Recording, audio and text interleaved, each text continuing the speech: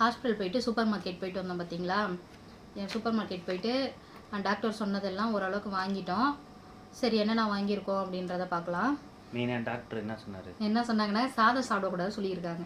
சாதம் சாப்பிடலாம், மதியம் மட்டும் கொஞ்சமாக சாப்பிடணும்னு சொல்லியிருக்கிறாங்க. மற்றபடி காய்கறி நிறைய சாப்பிடுங்க, சிக்கன் சாப்பிடுங்க, மீன் சாப்பிடுங்க. அது நம்ம நான்வெஜ் சாப்பிடலான்னு சொல்லியிருக்காங்க. மற்றபடி இந்த வரகு சாமை அந்த மாதிரி சாதம் சாப்பிடலாம், கொஞ்சமாக மதியத்தில் மட்டும் எடுத்துக்கோங்க அப்படி சொல்லியிருக்காங்க. காய் கீரை பழம் தான் சாப்பிட சொல்லியிருக்காங்க. நைட் ஆனால் தோசை 4 தோசை 2 தோசை 3 தோசைன்னு சொல்லிட்டு அடிக்கின்னு இருக்கக்கூடாது. அது மெயினாக சொன்னாங்க. நான் நைட்டில் 2 தோசை தாங்க சாப்பிடுவேன், இல்லைன்னா 3 தோசை. சட்னி நல்லா இருந்ததுன்னா 3 தோசை அவ்வளோதாங்க. நிறைய எல்லாம் சாப்பிட மாட்டேங்க. அப்படியே 4லாம் நான் சாப்பிடவே மாட்டேங்க.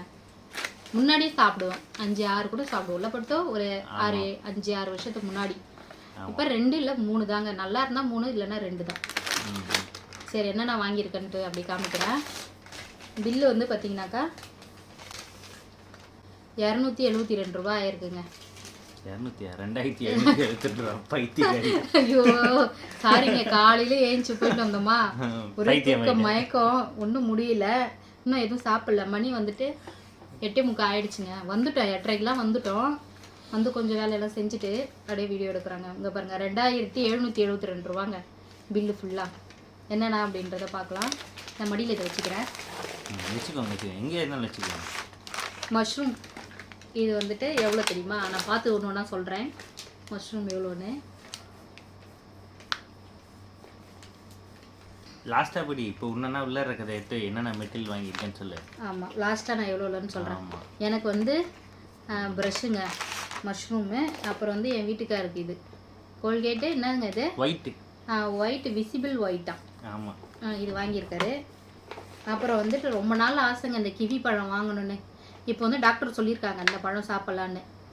கருமுட்டை வளர்றதுக்கு டாக்டர் சொல்லுவாங்க. நான் வாங்க மாட்டேன், விலை அதிகமாக இருக்குது எதுக்கு அப்படின்ட்டு. வெறும் வாழைப்பழம், அப்புறம் என்னங்க மாதுளம்பழம் அந்த மாதிரி வாங்கி சாப்பிடுவேன்.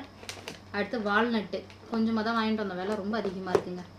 முன்னே நம்ம வாங்கினதோட இப்போ விலை அதிகமாக இருக்குல்ல, எல்லாமே விலை அதிகம்.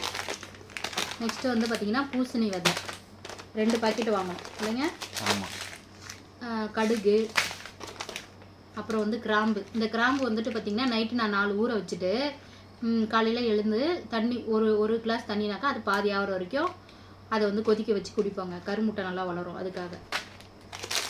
நெக்ஸ்ட்டு வந்து பார்த்திங்கனாக்கா பூசணி விதை 2 வாங்கணும் பார்த்திங்களா, அதில் இன்னொன்று.